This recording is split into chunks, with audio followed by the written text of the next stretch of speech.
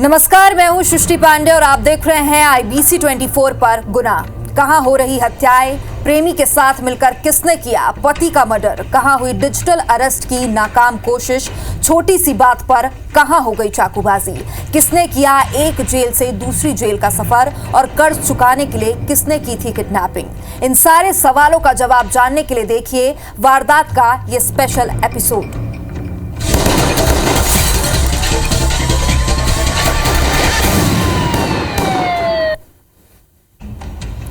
गोलियों की गूंज और अपराधों की नगरी के नाम पे बदनाम मध्य प्रदेश के ग्वालियर शहर में आज भी ऐसी हत्याओं के मामले हैं जिनको लेकर कानून के लंबे हाथ अभी तक खाली हैं।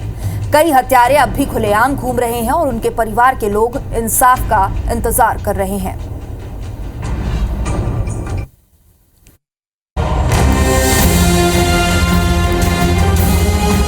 ग्वालियर पुलिस ने भले ही कई बड़े मामले में खुलासे करने के बाद वाहवाही लूटी हो, लेकिन आज भी कई ऐसे मामले हैं जो बीते साल काल के गाल में समा गए, लेकिन उनकी रूह आज भी इंसाफ मांग रही है।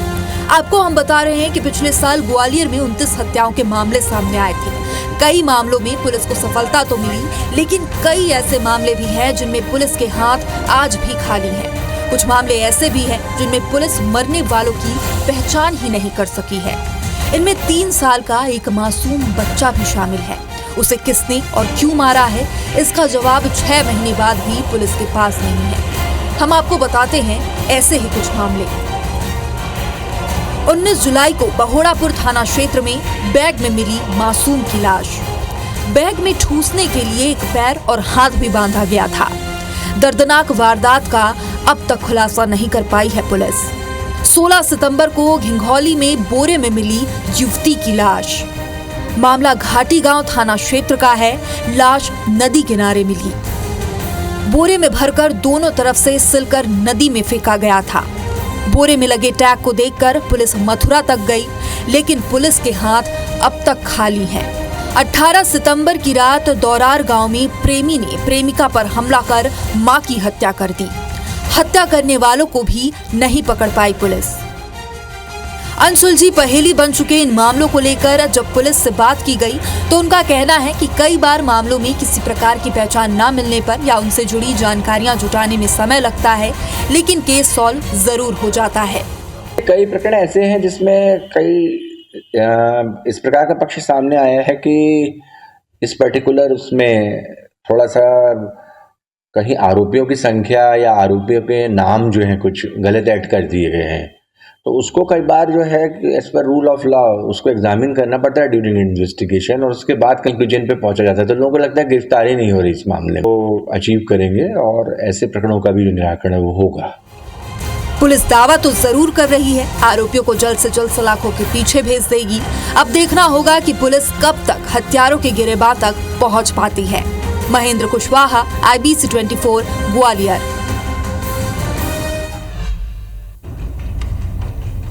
और अब खबर मंडला से, जहां एक पत्नी ने सिर्फ इसलिए अपने पति को मौत के घाट उतार दिया क्योंकि वो तलाक नहीं दे पा रहा था। ये पूरा मामला निवास थाना क्षेत्र का है, जहां सोमवार को एक युवक का शव मिला जिसकी पहचान राजाराम के रूप में हुई। पुलिस ने मामले में मृतक की पत्नी विद्या सिंगरौरे और उसके प्रेमी शिवम चौरसिया को गिरफ्तार किया है।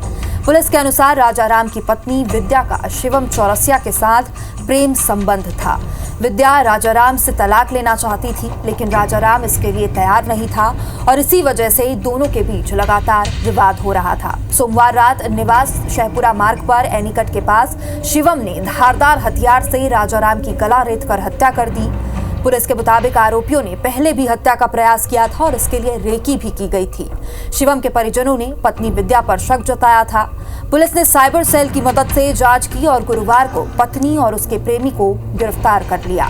हत्या की साजिश में शामिल 2 अन्य आरोपियों की अब भी तलाश जारी है।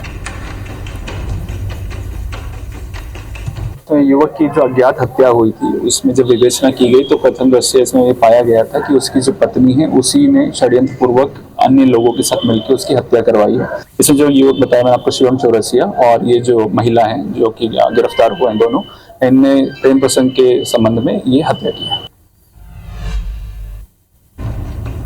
इधर सीधी में जुए के खिलाफ कार्रवाई नहीं करने पर एसपी थाना प्रभारी समेत 4 लोगों को सस्पेंड कर दिया गया है। पूरा मामला कोतवाली थाना क्षेत्र का है।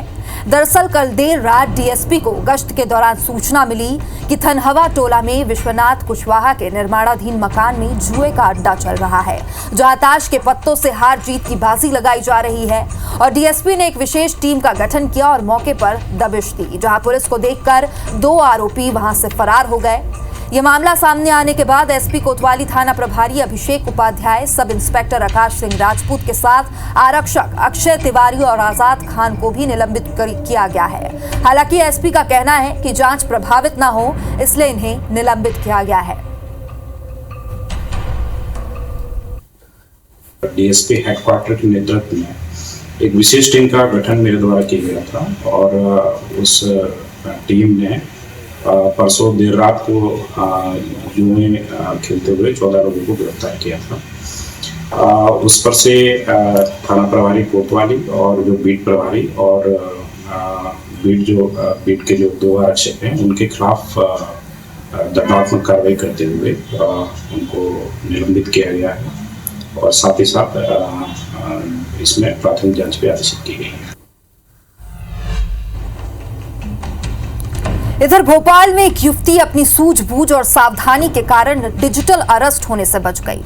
ठगों ने कोलार में रहने वाली युवती को डिजिटल अरेस्ट करने की कोशिश की और साइबर जालसाजों ने कॉल कर उसे कहा कि आपके अकाउंट का इस्तेमाल मनी लॉन्ड्रिंग के लिए किया जा रहा है। आपके आधार नंबर का इस्तेमाल एक कुरियर भेजने के लिए किया गया, जिसे दिल्ली एयरपोर्ट पर पकड़ लिया गया और युवती ने इस बात से इनकार किया तो उसे जेल भेजने की धमकी भी देने लगे। इसके बाद वीडियो कॉल पर उसे फर्जी साइबर थाने दिखाए गए और ऑनलाइन निगरानी का दबाव भी बनाया गया।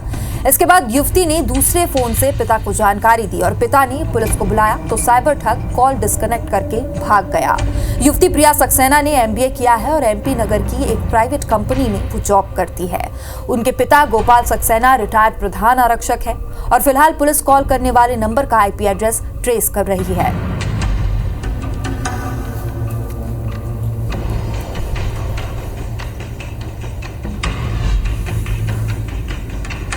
और अब खबर भिंड से, जहां पर शादी के 23 दिन बाद एक सरकारी शिक्षक ने फांसी लगाकर आत्महत्या कर ली। सतीश शिवहरे की शादी 21 जनवरी को दीप्ति शिवहरे से हुई थी। 13 फरवरी को सतीश ने फांसी लगा ली और पूरा मामला फूप सदर बाजार इलाके का है। शिक्षक की आत्महत्या के बाद अब दोनों परिवार एक दूसरे पर आरोप लगा रहे हैं और मृतक शिक्षक की मां का आरोप है कि बेटे बहू का झगड़ा होता था, बहू उसे छूने भी नहीं देती थी। कुछ दिन रहने के बाद मायके चली गई और इसलिए बेटे ने आत्महत्या कर ली। वहीं मृतक की पत्नी का कहना है कि उसकी सास के आरोप पूरी तरीके से बेबुनियाद है। मेरा मेडिकल चेकअप करवाने से सामने आ जाएगा और शादी के बाद उसका पति 5 लाख का कर्ज होने की बात कहकर पैसे की मांग करता था। वहीं मृतक की पत्नी ने एसपी को भी आवेदन देकर अपनी सास के आरोपों का खंडन किया। वहीं मृतक के ससुर का कहना है कि उन्होंने शादी में 15 लाख रुपए दिए थे और उनके पास इसके सबूत भी हैं। जाइए के बहुत टच नहीं करान देती, वो हाथ नहीं लगान देती और एक आध दफे भटके बूटे भैया भाऊ होए थे, हम कह ना सकत। टच की यही बात है बस। अब ये तो मेडिकल चेकअप करा दो, हमारा डॉक्टर टीम से अनुरोध है और हमें इस आरोप से रिहा कीजिए।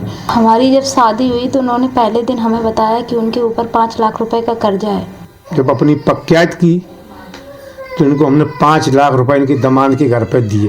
अब शादी की लगन चढ़ी तो उस समय हमने इनको फिर 5 लाख रुपए कैश दिया और 3,72,000 या 70,000 के अलावा हमारे पास बिल है सर पक्के, उसका हमने इनको जेवर दिया।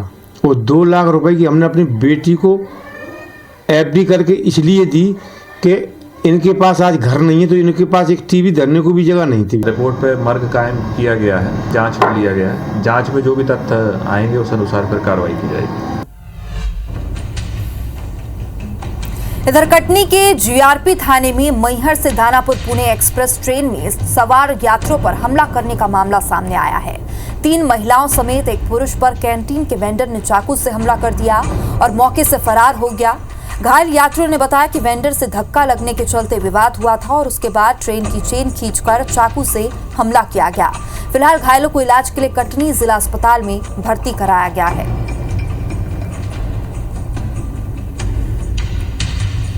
मैहर से चल रहे थे, मैहर स्टेशन से बैठे हम लोग। हाँ। फिर थोड़े आगे चले, फिर उसने जंजीर खींची, उसके बाद चाकू चलाने लगा कूद के ऊपर से। ट्रेन चलती ट्रेन थी? चलती थी पहले, मतलब मारा में भाई मारो उसने। वो क्या कौन लोग थे वो?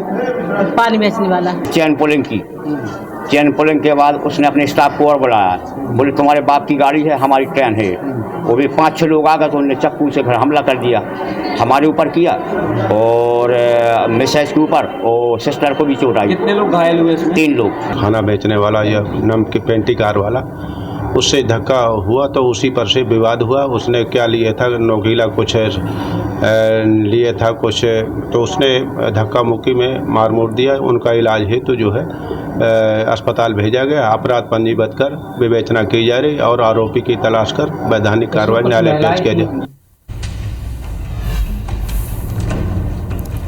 एक आदतन अपराधी जेल से दूसरी जेल का सफर करते रहता है और ऐसा ही एक मामला दुर्ग से सामने आया है।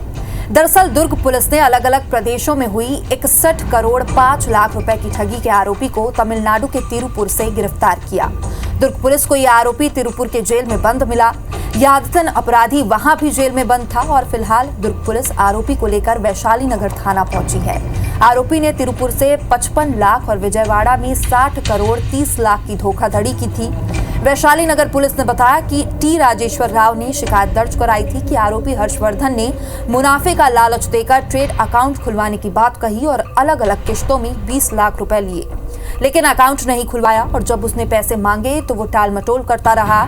इधर पुलिस ने मामले की जांच शुरू कर दी है। पता चला है कि आरोपी तमिलनाडु के तिरुपुर की जेल में बंद है, जिसके बाद मजिस्ट्रेट ने आरोपी का प्रोडक्शन वारंट जारी किया और इसके बाद पुलिस उसे लेकर यहां पहुंची।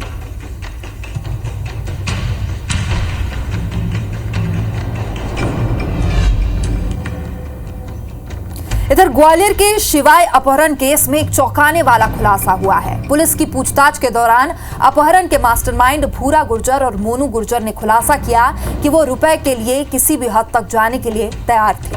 पूछताछ में यह खुलासा हुआ कि भूरा और मोनू ने कुछ साल पहले 12 ट्रक फाइनेंस कराए थे और इसके लिए उन्होंने बैंक से करीब 1.5 करोड़ रुपए का कर्ज भी लिया था। कुछ गाड़ियों की खरीद में शिवाय के नाना अशोक गोयल को जमानतदार भी बनाया और फिर दोनों ट्रकों को स्क्रैप कर पूरी रकम डकार ली। जब इन पर बैंक के कर्ज लौटाने का दबाव बढ़ाया गया तो भूरा और मोनू ने शिवाय के अपहरण की साजिश रची। इसका शिवाय के परिजन से 1 करोड़ की फिरौती वसूलने का प्लान था और आरोपियों ने बताया कि शिवाय को अगवा करने के लिए उन्होंने टीम तैयार की। फिलहाल शिवाय अपहरण कांड के 2 आरोपी फरार हैं और पुलिस उनकी तलाश कर रही है। 1 करोड़ की फिरौती लेना चाहते थे। बेसिकली मोनू गुर्जर ट्रांसपोर्टर है, जैसा इसने बताया है लगभग 1.5 करोड़ रुपए का टाटा फाइनेंस का इस पर ऋण है। भूरा गुर्जर इसका चाचा है। इनका ऋण चुकाने का और कोई रास्ता इनको नहीं लगता था और ये जो व्यापारी परिवार है इनको लगता था कि इनसे आसानी से इनके बच्चे का अपहरण करके राशि वसूल की जा सकती है। और इसी के साथ फिलहाल गुनाह में इतना ही।